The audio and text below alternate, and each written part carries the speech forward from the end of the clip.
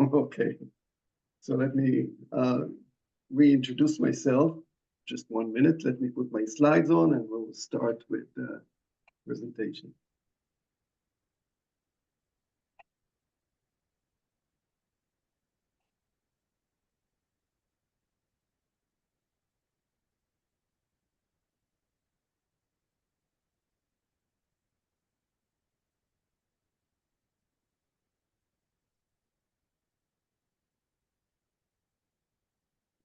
Apologies.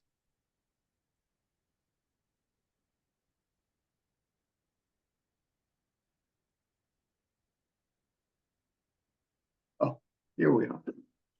So my name is Moshe Frenkel. I'm medical director of the Integrative Oncology program in RAMBAM Medical Center in Haifa in Israel. I was the founder of the Integrative Oncology Clinic in MD Anderson quite a few years ago. And today, as part of our newly formed special interest group in the SIO on research in homeopathy and cancer care, we're going to have a special session dedicated to homeopathy in cancer. And let me say a few words about it. Okay, so basically, homeopathy is part of the integrative medicine modalities that we usually utilize, but some are more on the conventional side. We have hypnosis, meditation, relaxation, imagery, which usually we don't have any discussions anymore about the value of those treatments. Some of the other treatments, there is some concerns like on herbal medicine among the academics in the different medical schools, different institutions. But homeopathy always raises some kind of concerns. People are not fully feel comfortable about homeopathy, and it falls into the non-consensus hole. So what is really homeopathy? Basically, homeopathy is a form of healthcare that developed in Germany and has been practiced in the United States, Europe, India in the early 19th century. The term homeopathy comes from the Greek words homeo, similar, pathos, meaning suffering or disease. The homeopathic remedies usually are those little lactose pills that are impregnated with homeopathic solution or the homeopathic remedy, or it can come as a solution by itself, and this is what people are utilizing. But this is more or less the most common form that you'll see that patients are using homeopathy, those little lactose globules that were impregnated with the homeopathic solution. Basically, homeopathy seeks to stimulate the body's ability to heal itself by giving very small doses of highly diluted substances.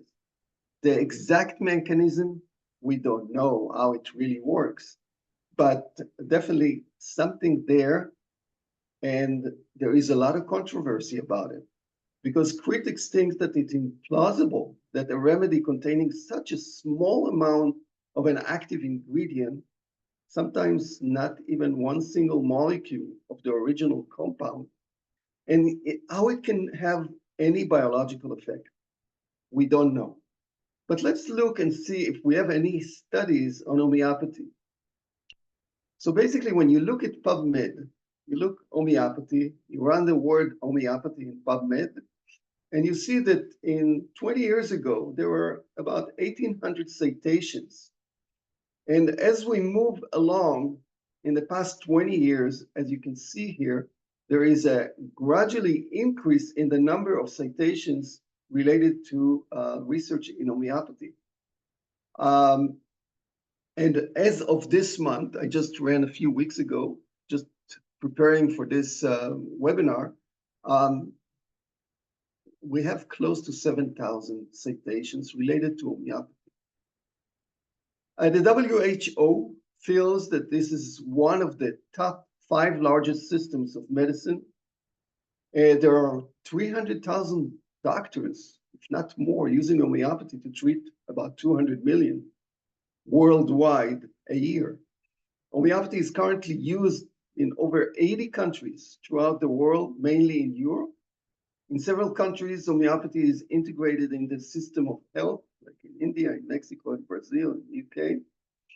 And some in Europe, some of the countries actually recognize it by law, such in Latvia, in Hungary, Germany, UK, France, Belgium, Bulgaria, Portugal. They actually have it as part of medicine and is recognized by law. As far as other parts of the countries that are utilizing homeopathy, we know that in Italy it's commonly used, Germany, France, UK, and in India, there are 120 homeopathic medical schools that actually study homeopathy for 4 or 5 years.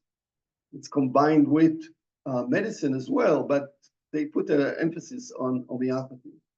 And there's 250,000 homeopathic practitioners in India. Almost 10% of the population there is going, 100 million people use homeopathy in India. In Brazil, it's also commonly used. There is a great number of Brazilian doctors that actually practice homeopathy. And since 1980, it's been considered a medical specialty that has been recognized by the local health authorities. In the United States, where we don't have a major popularity of homeopathy, still, when you look at National Health Statistics report that was done, the last one that revealed what's going on with complementary medicine and among the US population, that was published in 2015, they mentioned that homeopathy is used by 2.2% of the population. And actually, when you're talking about 2.2%, you're talking about 5 million people. And if you take Ayurveda, naturopathy, and acupuncture all together, it comes to almost what homeopathy is being used in the United States. And it's not well recognized by people in the United States. In the United States, the US Food and Drug Administration, the FDA, actually regulates it since 1938, the homeopathic remedy. Now, let's move to homeopathy and cancer. As of August, beginning of this month, I ran the terms homeopathy and cancer. We had close to 500 citations just on the homeopathy and cancer. Now, what type of research do we have on that topic? We have studies that evaluate the extent of use among different populations, like how many people use homeopathy in Italy, how many people use it in France, and so forth and so on. There are some studies that actually involve lab work, in vitro studies and animal studies. There's a few types of clinical studies that include feasibility studies, and some interventions that include RCTs that were done with homeopathy in cancer care. I'll go very briefly on very few of them, just to give you a taste. Now, my reason why I got involved in this is that when I was in MD Anderson in 2006, almost 20 years ago, when I first started the clinic, this is the room that I usually I interviewed patients there. I sat with patients for 2 hours just to figure out what they're looking for, what they use, what's going on. And the feeling was that patients were using homeopathy without sharing that information with their physicians. And we didn't know to what extent, but we felt that there was something going on there. And we tried to get some more information on this topic.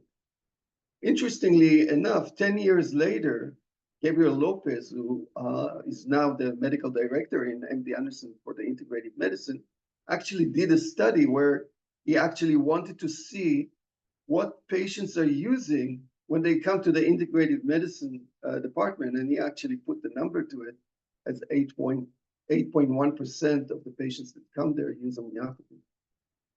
So back to 2006, our team ran a few, just did a literature search, and we found quite a few clinical trials that actually use homeopathy, mostly to improve side effects, reduce suffering, improve quality of life, and so forth, and mostly in breast cancer patients. This is some of the studies that we found. This randomized control clinical trials, just a very few of them, prospective uncontrolled studies, best case theories, and so forth. That understanding that something is going on with this therapy led me to think that I should go to India and just see what's going on there. And I went for 2 weeks from morning till night to Dr. Banerjee in Kolkata in India, just to see what's happening in this clinic that actually used homeopathy as the main treatment that they utilize, and with quite a big percentage of cancer patients that came to this clinic to be treated only with homeopathy, which was very interesting for me. After observing what was going on in that clinic and seeing some things that I could not explain in regular terms, how this effect was happening, I decided to go back to MD Anderson and actually start with small and just check the effect of homeopathic remedies on breast cancer cells. And we devised a study that actually we compared the regular or normal mammary cells to MCF7 breast cancer cells and MBA, MB231 cells. And to make the story short, what we found in the end was that the remedies actually had a preferential cytotoxic effect against 2 breast cancer cell lines compared with normal mammary epithelial cell lines. And that finding was, we concluded that we need to study a little bit more this type of therapy. Since I left in 2010, no one had that interest in further evaluating this method of treatment, and basically there was no continuation of this study, no moving to animal studies and so forth. This is the actual study if people are interested in reading a little bit more. It was published in the International Journal of Oncology in 2010. Elio Rossi actually did another study, which he did a major survey of integrative oncology in Europe, to actually map what's going on in Europe as far as the type of therapies that people are utilizing, and actually found that acupuncture and homeopathy were the leading modalities that are being used by cancer patients in Europe. Another study that was published just a year ago actually looked at complementary and integrative medicine use among breast and GYN cancer patients in Germany last year. And also there, homeopathy was one of the 3 leading treatments that patients were using. In Israel, another study that was a feasibility study that was done in a large cancer center, was run by our colleague Kobe Fried, and he basically looked at the use of homeopathy in integrative oncology setting and actually pulled out the data on patients that utilize homeopathy.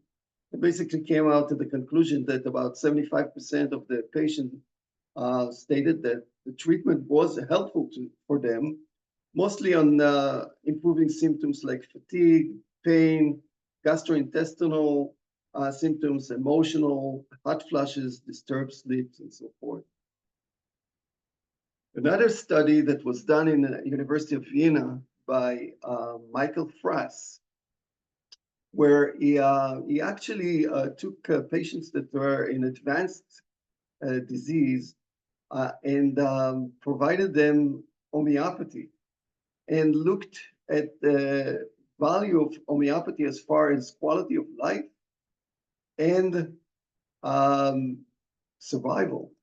When he compared the patients that actually used the homeopathy in his clinic and compared the survival, the median survival of those patients that actually utilized homeopathy as compared to what was expected in the literature, like in metastatic renal cell carcinoma, as you can see, the survival was much better than what the expected survival. So he found there's not on all disease types, but on that metastatic renal cell carcinoma, small cell lung cancer, pancreatic cancer, there was a marked difference what was expected and what the actual patients had when they actually utilized homeopathy. The big study was done a few years later by the same group where they did a prospective, randomized, placebo-controlled, double-blind, three-arm, multi-center study. Just 1 minute. And it was done with non-small cell lung cancer, and actually looked at quality of life and survival. The way that he did it, he took 150 patients, divided them into 3 groups. One used conventional treatment plus homeopathy. The second group was conventional treatment plus placebo. And the third group was just conventional treatment. And what they found out, and this was after a few years of follow-up, that the quality of life of patients that utilize homeopathy was much better than the ones that utilize placebo. And the median survival was significantly longer in homeopathy group. As you can see here, this is the homeopathy group, and this is the control group. And if you compare it by, with median survival by days, it was, in the homeopathy group, it was 435 days as compared to 228 with the control.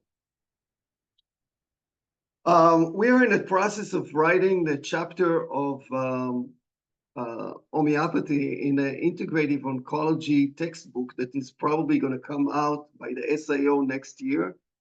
And when we, in this preparation process, we looked at if there is any clinical trials that actually affect, with specific diagnoses. And we actually found that there are specific studies that were done with sarcoma, intracranial tumors, and lots of studies that were done on breast cancer, dealing with different type of situations such as anxiety reduction, improving in attention performance, improving the fatigue, and so forth and so forth. So the main indications that we feel that in supportive care that homeopathy has a role in is mainly fatigue, hot flushes, anxiety, depression, joint pain, GI symptoms, skin problems related to cancer treatments, neuropathy, improving quality of life. And we find from our, we are doing currently in Haifa, we're doing another study, which is basically a feasibility study. And we noticed that it's with unusual symptoms that conventional workup did not reveal treatable etiology. We found that homeopathy might bring a relief in those kind of situations. Those situations that you actually scratch your head and you don't understand what's going on with the patient. Those are the ones that we find that homeopathy can actually do something and provide some relief. Now, what about safety? Because everybody is very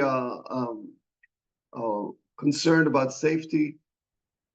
basically, there's no known interactions with conventional medications, chemotherapy, immunotherapy, radiation, nutrition, or nutritional supplements, as far as knowledge that is coming from research. From a wide range of clinical studies, we don't see that there is any side effects by utilizing those. And I'm talking about single remedies. With the combination remedies, there is some controversy. Due to its diluted properties, dilutions over 12C do not have any original molecule. Basically, it exceeds Avogadro's number. And as such, you don't expect any adverse reactions from something that doesn't have anything inside. When we look at the new textbook that David Raquel, 5th edition, Integrative Medicine, where he's putting in using the evidence versus arm grading, when we put homeopathy into that grading, we basically come up with a B1, which basically evidence grade B based on inconsistent or limited quality patient-oriented evidence. And as far as harm, this therapy possesses little, if any, risk or harm. Now, what we're going to do now, we have 3 physicians that are working very close with homeopathy. They are mostly, they are situated in Europe. We have Dr. Elio Rossi, who's going to talk about the Italian perspective, and he's going to share what is going on in his clinic. And I asked, on the UK, Elizabeth Thompson is going to share with us what her practice is or used to be as far as using homeopathy in the national health system. And then Jean Lionel Bagot is going to talk about the French perspective and his clinic, and probably will mention his only book on cancer and homeopathy, that we have very few actual books that can give some practical information on the use of homeopathy in cancer care, and he's gonna help us with that.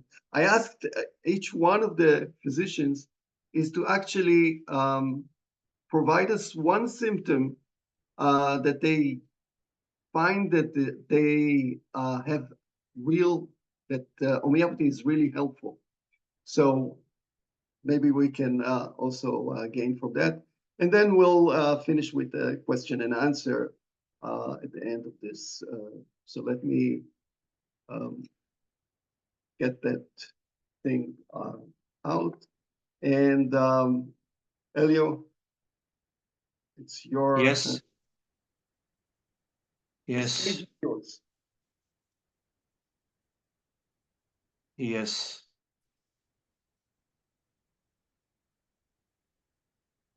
Okay. Thank you, Moshe, and good afternoon to everybody.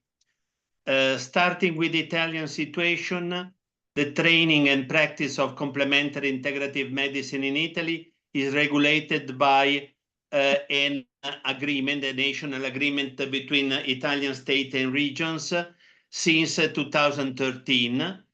And the agreement was signed in the context of so-called federalistic healthcare system of Italy, and was similar to a regional law that the region of Tuscany approved. Region of Tuscany is the region which I am working since many years, and is the region in which we try to lead a process of integration of complementary medicine, included homeopathy, of course, within the public healthcare system, regional public healthcare system. This is the national rules and the agreement that we had in 2013, and regional Tuscany region was one of the actors of this approval of this law. Practically is the law of recognition of complementary medicine. I am Elio Rossi, medical doctor and expert in homeopathy since 1978. I am currently the head of the Regional Tuscan Center for Integrative Medicine. Previously, I was the founder and director since from 1998 to 2023 of the homeopathic outpatient clinic at the Campo di Marte Public Hospital in Lucca. This is the Tuscan Center of Integrative Medicine. It means a regional network that coordinates 77 public clinics of integrative and complementary medicine, which operate in a large majority of Tuscan hospitals. 53 are clinics of acupuncture, 13 homeopathy, and 7 herbal medicine. And we provide a number of visits every year. These are the service and visit provided by the complementary clinic in Tuscany over the last years. And as you can see, always increasing numbers, with the exception of the years of the COVID pandemic, 2020, 2021, and more or less 22. In 23, last year, we had more than 36,000 of complementary integrative visits performed in the Tuscany system of complementary medicine. In these slides, along with the number of visits, you can see also the number of patients visited during 2023, which were more than 8,300. And this is the slide in which we show among the complementary integrative medicine public clinics, there are in Tuscany also 19 public outpatient clinics of integrative oncology in all the areas of the region. The patient with cancer visited in integrative oncology setting in 2022 in Tuscany were more than 2,300 for a total of 11,800 visits performed.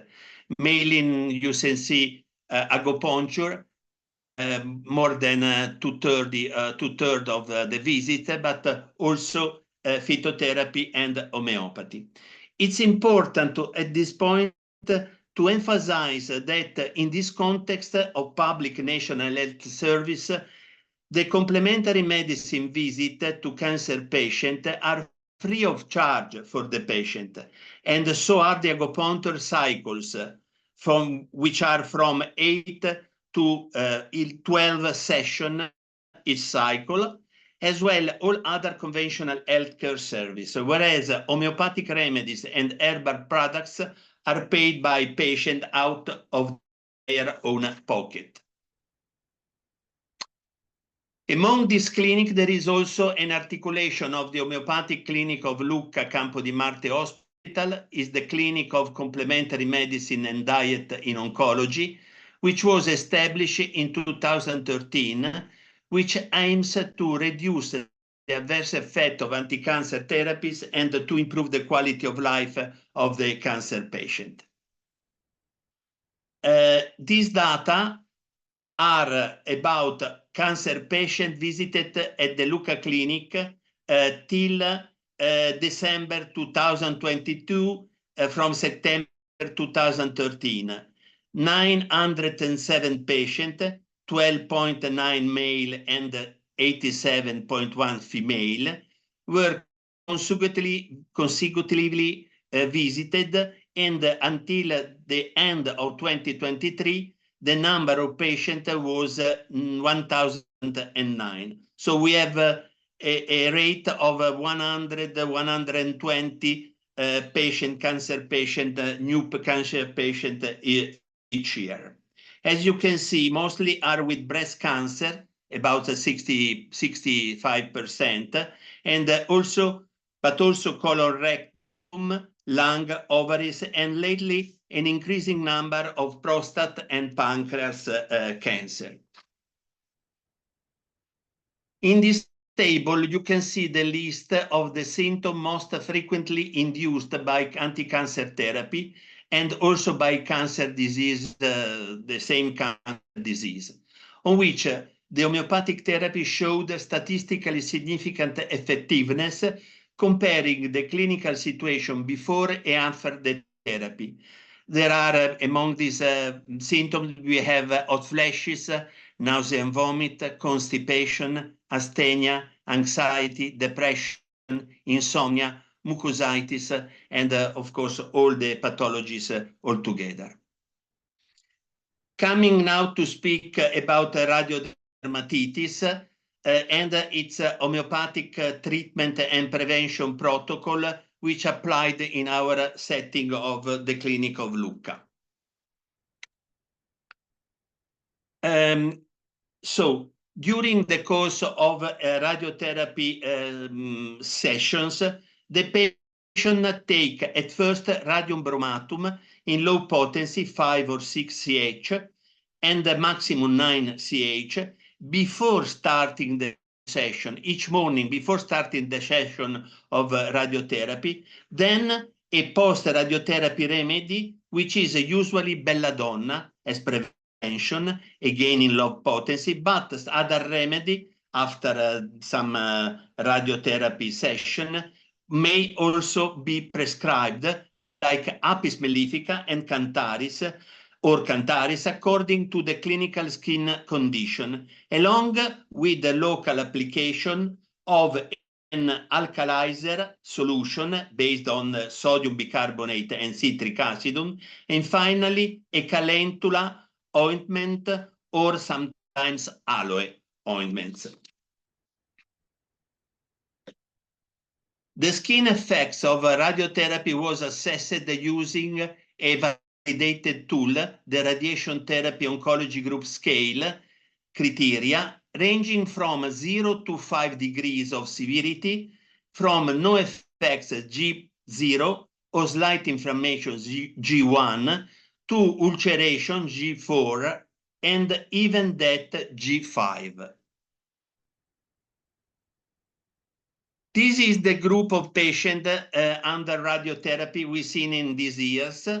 They are in total 167, and we performed a retrospective study on the severity of radiodermatitis in a group of 124 consecutive breast cancer patients undergoing radiotherapy.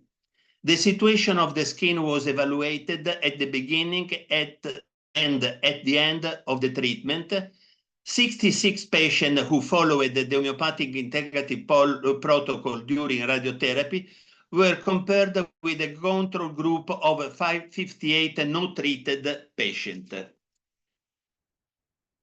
The result was that 58 patients with homeopathic integrative treatment had G0 or G1 of radiodermatitis, so the minimum level of severity, 4 patients G2, 4 patients G3, and finally 0 patient with G4.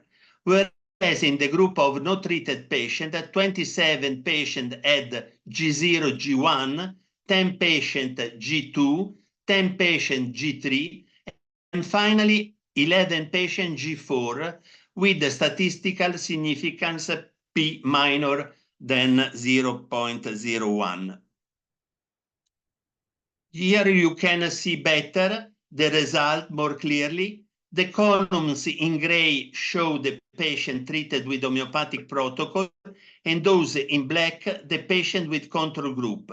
And the first column, you can see G0, G1, 56 patients with homeopathic treatment versus 27 without homeopathic treatment. And in the last column, with the G4, 0 patient with the treatment versus 11 patients without the treatment. To confirm the result obtained on patients with breast cancer, we report here also the data on homeopathic treatment of radiotherapy in 8 patients, others than breast cancer, mostly with cancer of brain, uterus, and rectum. And all the 8 patients you see had practically very slight radiodermatitis, G0 or G1. In this slide, finally, we have a patient that receive homeopathic protocol when they had already started the radiotherapy for some time. In this slide, highlighted in red, in phase 1, which means after 1 to 9 days, and in the phase 2, after 10 to 19 days, the red column, they started the homeopathic protocol of prevention and of the radiotherapy. And you can see after starting the homeopathic treatment, at the end of the cycle, column green, the worsening remained stable or even reduced. The same data you can see in these, the arrows are the patient and the lines are the clinical evolution of the radiodermatitis in this patient starting the homeopathic treatment, not at the time, 0 time, but later on. So I have concluded. Thank you for your attention, and I am available for your question and proposal. Thank you. Okay. Okay. Elizabeth. Great. Shall I just head in? Go ahead. So I'll share my screen. Lovely. So thank you, Moshe and Elio, for putting the background. I'm going to talk a bit more about the clinical side of things, but I will mention the research as well. And I can see some of the questions coming in, which are interesting and challenging. And also a question about, how do you choose homeopathic remedies? So I'm going to talk a little bit about that. And yes, my title, a part of the integrative rainbow. I think that's quite important, that we realize how important this diversity is within the integrative medicine model. So inspired by Dr. Andrew Weil in Arizona, I was bold enough to set up a national center for integrative medicine in the UK. It seemed to me that this wave of change coming from America was fantastic. And that was 10 years ago. We've just celebrated setting up as a social enterprise, a community interest company. It left us with a lot more autonomy to change, design services. And we have our clinical services, our education, community outreach, which is grant funded. And we have a membership site so that, a bit like the SIO, people can learn, because knowledge is power.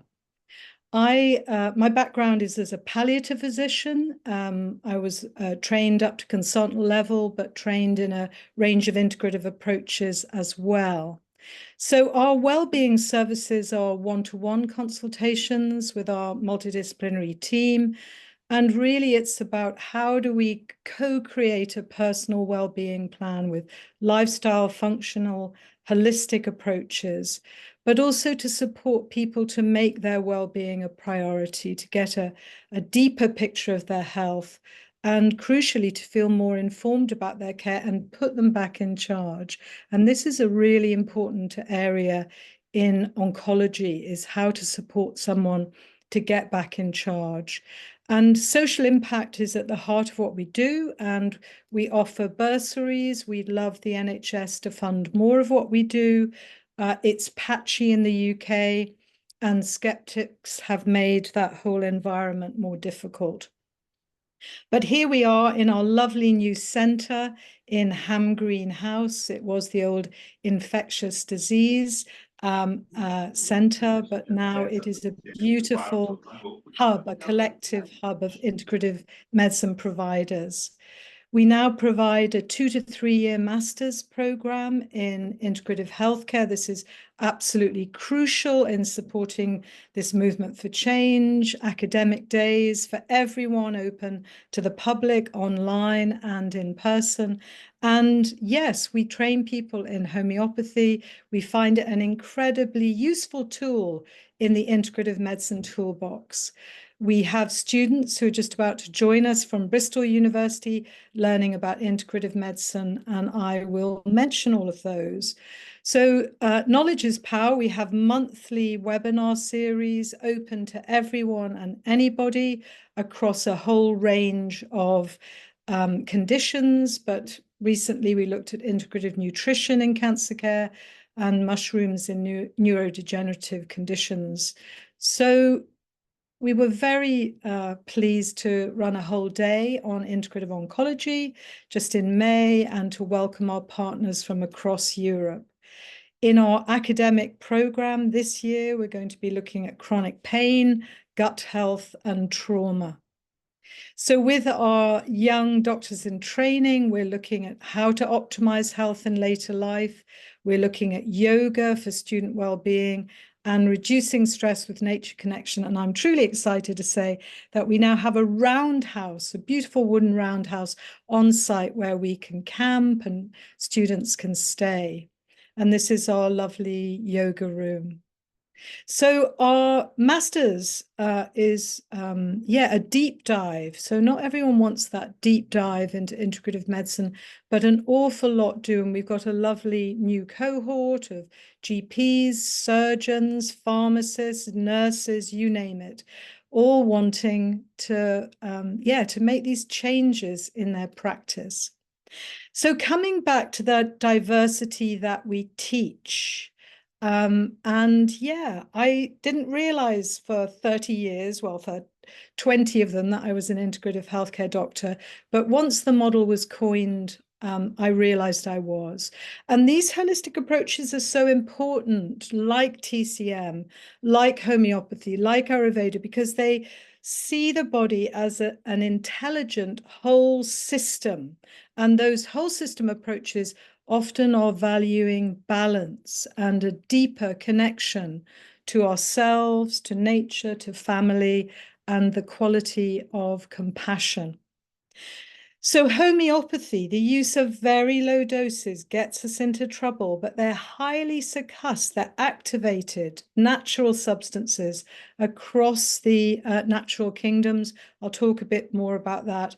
And then this matching process. How do you match a homeopathic medicine to an individual? With the idea of stimulating what the homeopaths would call the vital force, what the TCM practitioners would call the chi, what the Ayurvedic practitioners will call prana, but the idea that the body is an energetic system, craving balance and connected and responsive to nature. Why is the homeopathic model so elegant? Well, for me as a clinician, I'm all about symptoms, and as a palliative and supportive clinician, symptoms was what I often wanted to help with. So it didn't mean that I had to lay down my life as a doctor. I could just evolve that discussion about symptoms. And boy, oh boy, does it get interesting the deeper you go. And constellating those symptoms and pattern matching is the art of homeopathic practice so that you can develop a unique profile. And the phrase I like to use is microdosing, to recalibrate this sensitive, intelligent, complex adaptive systems. I use homeopathic medicines because conventional medicines sometimes can be too strong, and at other times I need them. So I, like a whole host of my patients, are very grateful that this microdosing is possible, because we're all trying to build resilience, and never is that more important than we've had a serious diagnosis and then we need to build resilience and weather the storm. So my research clinic, as I was training in palliative care, I started to really hone in on reducing the side effects of cancer treatments. And I looked at the 100 patients that were coming to me in my research clinic. I realized a lot of them were women with breast cancer, with this range, you'll know it yourself, this range of hot flushes, sleep, mood disturbance, joint pains, fatigue. But I don't ever lose sight about the way we can engage hopefully with those with advanced cancer and walking alongside them. So the idea of problem symptoms that we might aim for. But I'm going to focus in on hot flushes. So yes, starting with 100 patients just coming in the door, let's do pre and post evaluation, a whole range of patients, then realizing, okay, I've got lots of women here who've got a real dilemma. They've stopped their HRT or can't go on HRT. Their periods have stopped because of their chemo. Now what do we do with this really difficult range of symptoms? And then I went on to do a pilot randomized controlled trial, and I'll talk a little bit about that. That trial, that randomized placebo-controlled trial, got me fascinated with placebo and the psychology of hope. We could do a whole session on that, but we haven't got time. Research. Moshe and Elio have given us beautiful research. I was very caught by this study of stress duckweed. First of all, the idea you can stress duckweed. And of course, you can stress any living organism. And this work was done by Stefan Baumgarten. But what I was attracted to was just the simplicity of using a much simpler, complex system, duckweed, than humans to research. And so double-blind, putting either arsenic into the water or just a control, within 2 to 6 days, there was very clearly an increase in growth for those that were given the homeopathic arsenic. And remember, arsenic's a poison, but in very low dose, it seemed to be stimulating this duckweed and de-stressing it. And I like that p-score, less than 0.001. So when we're talking about no model for homeopathy, just remember there's some really interesting plant studies. And because this is likely to be a complex response in the body with an ultramolecular dilution, we might need to really simplify. I, of course, didn't simplify. I started in a very complex area of clinical need as a very junior homeopath. But just remember these complex adaptive systems. We can look at subcellular, cellular, right up to society. And of course, what we're seeing in healthcare is an increase in complexity and distress, which is hard to manage. Feedback loops, often in conventional medicine, we need to suppress them. But in homeopathic practice, we need to listen to them because they are the body talking to us. So I listen about hot flushes, and I'm going to tell you. I'm also looking at substances right across the natural world. I'm looking at the rose, the Damascena rose. Who might need the rose? Who might need silica? Who might need tarantula? And of course, every individual is so different. Managing hot flushes, we know from research, the intensity and frequency is increased in the cancer patient. The distress is more varied, but includes an existential stress at the very least. But vaginal dryness might be causing a real day-to-day distress, and that needs unpacking. Feeling powerless and subject to these symptoms. They interfere with life, they interfere with people's sense of identity. They impact on mood and sleep. And a combination of approaches can be useful. So I'm going to talk to you about homeopathy, but you might want to be thinking about lots of different ways to support. Tackling fear. Fear really stimulates distress. And of course, we're very afraid when we're told that our life is under threat. But I think the key thing for this session is no experience of hot flushes is the same. So I talked about de-stressing a stressed duckweed. Well, why would I use arsenicum album for a patient? It's one of our mineral remedies. Well, if I found the need for order and control in the person, a worry about financial security, a fear of cancer, often fearing they would develop cancer, and underlying that a deep fear of death. Being chilly by nature, such a helpful question. Are you warm? Are you chilly? What were you like before the menopause? And a desire for warming foods, things that ground the person. And the hot flushes leave the patient chilly, trembling and anxious. So if I started to get that symptom picture, I might consider Arsenicum album as a useful remedy.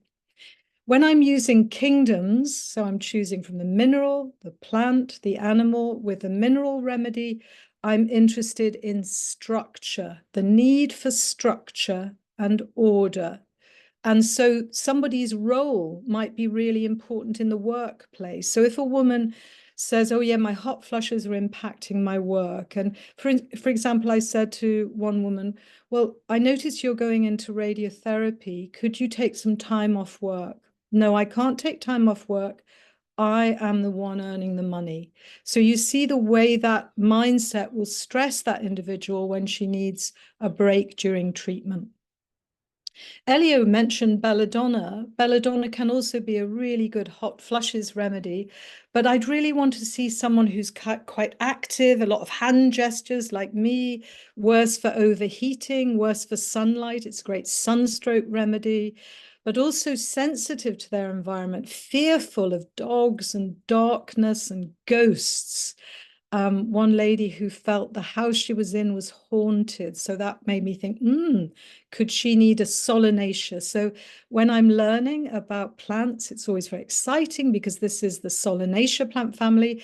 And for those of you interested in adaptogens, you might know ashwagandha, which is in the same plant family. So you can see the de-stressing element of the Solanaceae, and that's called Withania somnifera, ashwagandha, because as you give the medicine, it will settle the stress and people can then rest. And Elio very beautifully described using it in radiotherapy along with other medicines. So always trying to constellate and working through the mind, body, spirit, getting symptoms not only mental, emotional, physical, general, but also really connecting to the person's belief system, what's important to them.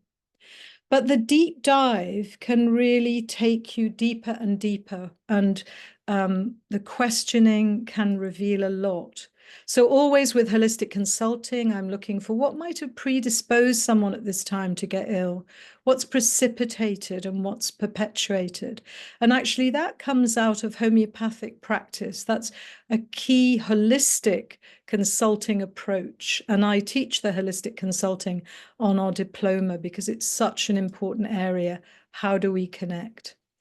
We might find that we just want to give this very weepy gentleman, actually, who's got hot flushes from his hormonal treatment. I saw one gentleman, he'd lost his confidence, he was flushing, he couldn't stand up in public anymore. And you can see this beautiful Ranunculaceae pulsatilla, and I gave him that and he was much improved.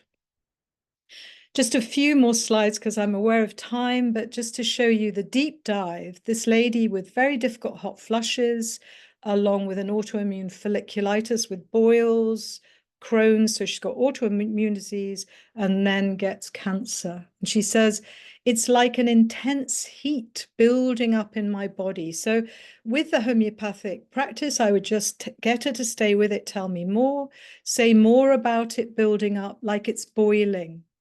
Tell me about boiling, because this has got, interesting. What is this boiling out? And then she says flowing over. It's like something coming up through the skin that's really hot, making its way. Its energy is making its way over the skin. The worst thing is when it bursts forth and then becomes cooler and cooler, like a small, intense little part, hot, bubbling, coming through, needle pains. Jean-Lionel's smiling, I think Elio is, because this is, of course, Hecla lava, another beautiful mineral remedy that combines magnesium and sulfur and, can be really a very useful remedy. So I've mentioned pulsatilla. Let's just end on a few animals. The beautiful sepia that I met under the water when I went to the Caribbean. We were both so shocked and surprised and worried. So sepia can be a high energy woman who was working really hard, CEO of an organization, and then cancer hits, and then low energy, averse to husband, averse to sex, averse to work. It's a withdrawal response. That's very different to this response. Lachesis is in your face. Some of the phrases people use are road rage, I don't suffer fools gladly. Their flushes are powerful and hot and intense, and it makes them very angry. So one woman was so delighted to get Lachesis because everything calmed down in her home life and her work, and she stopped attacking people. So it's interesting, the research, and I'm not going to go into much detail, although maybe with the Q&A, because I'm aware that Jean-Lionel still needs to talk. But just to say that in Jennifer Jacobs' study done in America at the similar time to mine, she used a complex remedy, including a mineral, amyl nitrate, sanguinaria plant, Lachesis, and animal. Fantastic way to combine. The problem is, that medicine was given for 12 months. So if I was a reviewer, I would be really interested at why there was a significant increase in side effects in that group. Because if this is a placebo, why is this arm significantly more symptomatic? Love to talk to you about that. Here is sanguinaria, part of the opium family. So you'll get the slides. I'm going to leave you to look at that. We always run the problem when people review homeopathy. This is a systematic review. For homeopathy, there's neither a scientifically based hypothesis of its mode of action nor conclusive evidence from clinical studies. I think if that is what they thought at the beginning, then they will have confirmed that bias. But plausibility bias, i.e., how does homeopathy work, is a challenge. So homeopathy, useful in integrative oncology. Yeah, it's useful at home. People can safely have it at home. And again, in an empowerment model, use things that people can use at home. It's holistic, it's personalized, it's safe, it's gentle. It can be combined safely with conventional medicine. That's super important in integrative oncology. And for some women, it helps them stay on anti-estrogen medication. If you can improve those symptoms, then people are extremely grateful. So I'm going to stop there and hand over to my colleague. Thank you, Elizabeth. Just one comment, you should just emphasize that those remedies are diluted to a level that sometimes there's no molecules there. So if they're looking at Lachesis, there's no Lachesis really in the remedy itself. Usually you use over 12C in the dilutions, and there is no actual original molecule in that. That's why it's so safe. Let's move to Dr. Bagot, who is going to lead us on what's going on in France, in his clinic, and important symptoms that he actually finds that homeopathy is useful for. Thank you very much, and thank you, Elizabeth. It will be very difficult for me to speak after you, of course, and after Elio and after Moshe. Thank you. My name is Jean-Lionel Bagot. I'm a French doctor, and I specialize in cancer supportive care for 30 years. And I am coordinating doctor of the Integrative Medicine Department of Saint Vincent Hospital Group in Strasbourg, capital of Europe. So I'm very happy to share with you my experience in homeopathic integrative cancer care. And so, yes, it works. So I would like to introduce you to the first French outpatient department for integrative care, which opened its doors 4 years ago. It's really a heaven of peace in the heart of Strasbourg, near the cathedral. We deal with oncology patients, grade 2 or 3 symptoms caused by their cancer or its treatments. It's free of charge for the patients. here is a part of my team, and as you can see, I am blessed amongst women. In this photo, you can see we are now 4 doctors, 4 nurses, 1 psychologist, 1 dietitian, 1 osteopath, 1 art therapist, 1 esthetician. And we did a very interesting qualitative study to see the patient's perception of the homeopathic consultation during this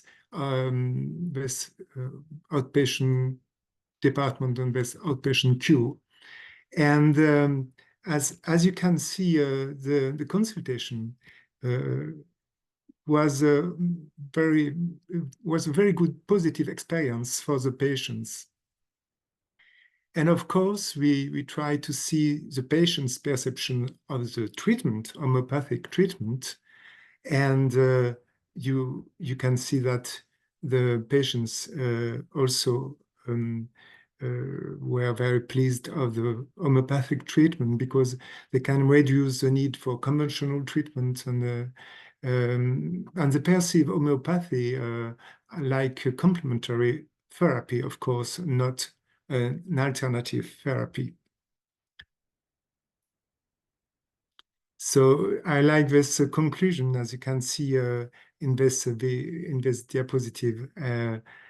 This woman say it's like a puzzle, and everyone brings their own piece, and homeopathy is one of these own piece.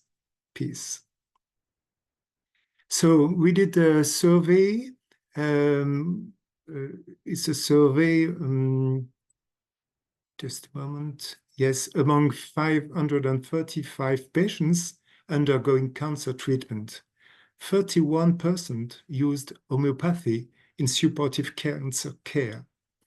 In our study, no patients declared that they wanted to stop cancer treatment in favor of homeopathy. Homeopathy for them was a complementary treatment. And as you can see, homeopathy was prescribed by a doctor, and the oncologist was informed in 82% of cases. That's a very good point for us. And homeopathy is growing steadily every year, and has doubled in 12 years in France. This slide is interesting because Moshe showed the same kind of study in United States, but you see in France, homeopathy is by far the most used complementary medicine in oncology. You see acupuncture, it's only 16%. I like very much this slide because on this slide you can see depending, of course, to the patients, what are the symptoms the most helped by homeopathy. And you can see to the left side, fatigue was the symptom the most helped by homeopathy, of course, according to patients. But also pain, nausea, anxiety, sadness, diarrhea. It's the same symptoms as Elio presents just before. To the right, you can see the symptoms where homeopathy was not so efficient, with alopecia, weight gain, loss of libido, weight loss. And you can imagine the place of homeopathy in supportive care, of course. It's a very interesting slide to my mind. So now it's time for me to introduce to you the International Homeopathic Society of Supportive Care in Oncology. This is at the beginning, it was a French society, but it's now opening itself to the international medical community. CISO is a member of the French Integrative Oncology Society, and the French Integrative Oncology Society is a member of SIO. So I would like to present you now what our works, what we propose to you and to work with homeopathy in supportive care. Every year, during our National Congress, new recommendations and guidelines are studied, discussed, adopted, or rejected. We work on guidelines by professional consensus according to the French Eye Health Authority. I would like to present you some of these guidelines because with these guidelines tomorrow, you can begin with homeopathy in supportive care if you want. These guidelines are very safe, of course, because as you know, there is no interactions, there is no side effects, and even in low dilution, homeopathy cannot cause enzymatic interference with hepatic cytochromes. So it's very safe in oncology. And if you want to find these guidelines, you can find it on our website. These recommendations are free access, and you have a page in English, French, English, and Spain. So I would like to present you some examples. For instance, for surgery, Arnica montana is really the go-to remedy for surgery. There are 3 RCTs indicating the superiority of Arnica montana versus placebo in surgery, and you can propose to your patient Arnica montana 30C after each surgery. In case of breast surgery, you can use Bellis perennis, c'est the pâquerette in French. You can see on the photo, a beautiful flower and very useful for pain in the breast after surgery. Another example of guideline is, of course, for nausea. In addition to conventional antiemetics, you can use Nux vomica. Nux vomica is also a very important remedy. It's the go-to medicine for nausea in surgery, for chemotherapy. Another medicine very important for me is phosphorus, because it's the best homeopathic inflammatory inhibitor in case of chemo-brain symptoms. So in my practice, I give to all the patients during chemotherapy phosphorus 30C to prevent chemo-brain symptoms. That's the presentation of our protocols, guidelines on our website. An example for the nausea. There's a little remedy. You can see colchicum. Colchicum is very useful remedy for the patient with nausea triggered by odors or even by thinking of food. When they think of food, they have nausea. It's colchicum and the odors of also. Fatigue, you know, is the first symptom in oncology, and it was the symptoms the most helped by homeopathy in our study. And what is for you the main homeopathic medicine for fatigue? It is acidum phosphoricum. We suggest this regimen in increased potency because in our experience, it works better than keeping to the same dilution. So first day 6C, second day 9C, third day 12C, fourth day 30C, and you can repeat this regimen every week if necessary. So that's a point you can use tomorrow for your patients with fatigue. It's very easy to do, and you will see the results.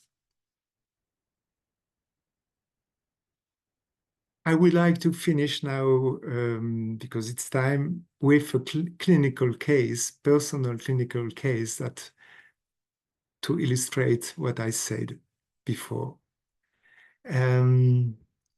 It's Xeloda was prescribed for metastatic breast cancer, and Luisa is 88 years old, and she doesn't want to die, not at all. She told me, please, Dr. Bagot, do something for me, please help me. I would like to continue chemotherapy. So I say, okay. And I see the patient.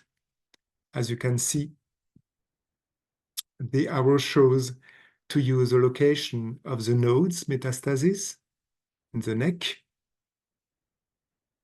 And when I examine this patient, I see this hand-foot syndrome, the palmoplantar erythrodysesthesia grade 3, infected fissures of her soles, and I give her treatment, homeopathic treatment from the guidelines of the SIO. I give her petroleum, I give her nitricum acidum, and I give her, I think, Bovista because of the lower limb edema.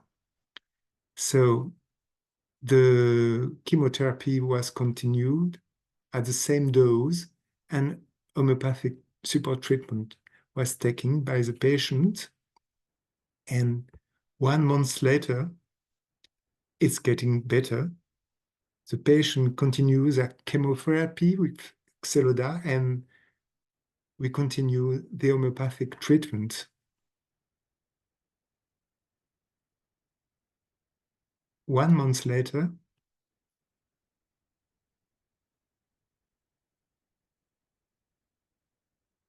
the illness and the side effects are completely under control.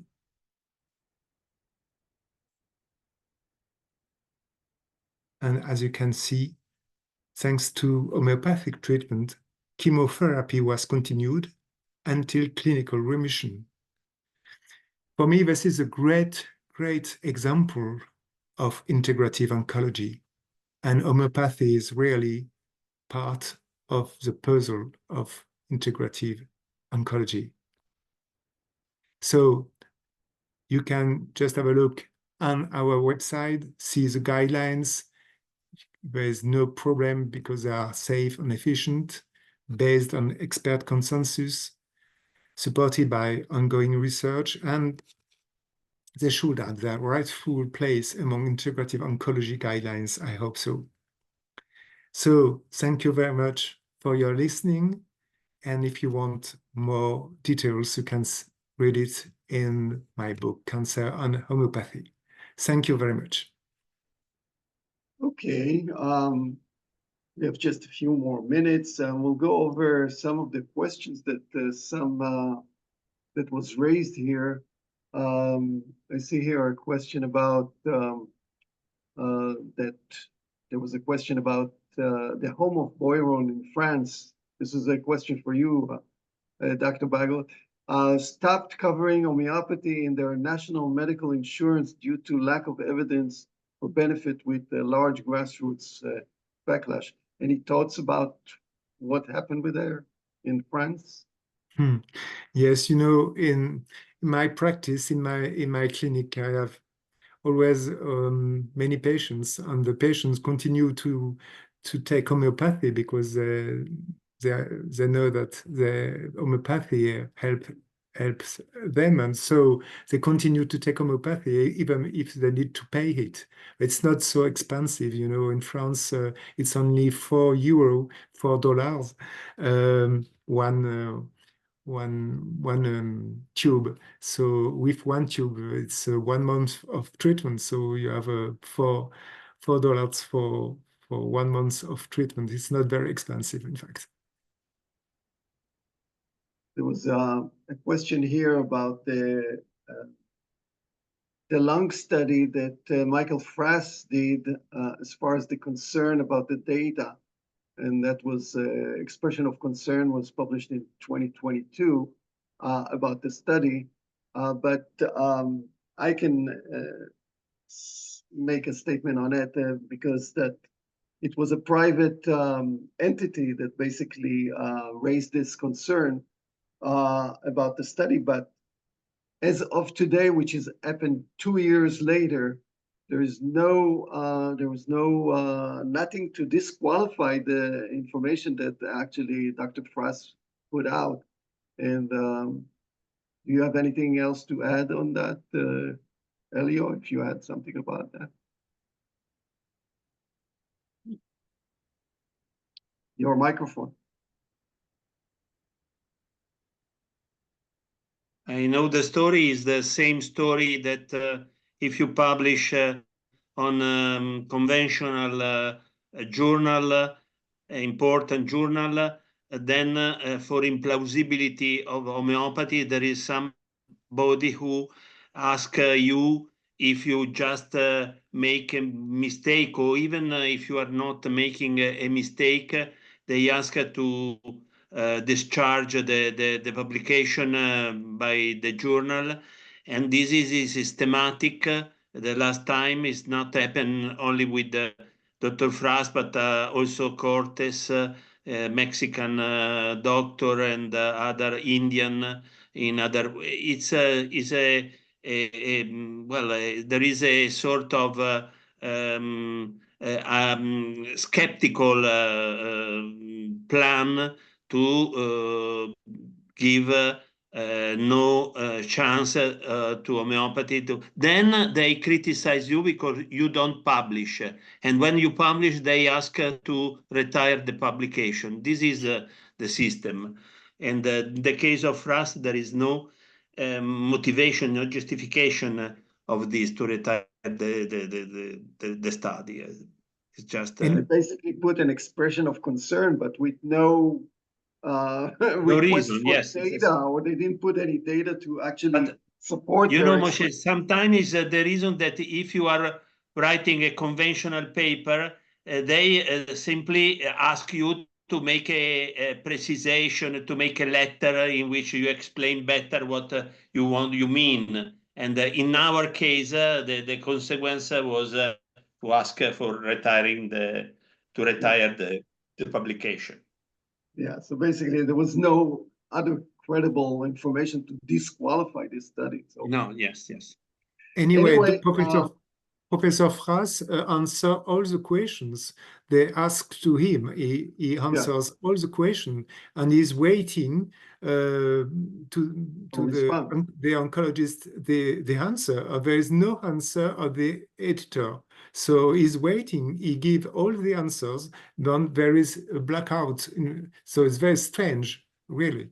Yeah. And it's already past 2 years, more maybe. Okay, I see. I looked at the other questions. I see that most of the questions were answered. So I just, for those of you that are not part of the Society of Integrative Oncology, please do join us. And if you do join us, please join our special interest group on homeopathy and strengthen the field of homeopathy as well. So at this point, I think we'll conclude this webinar.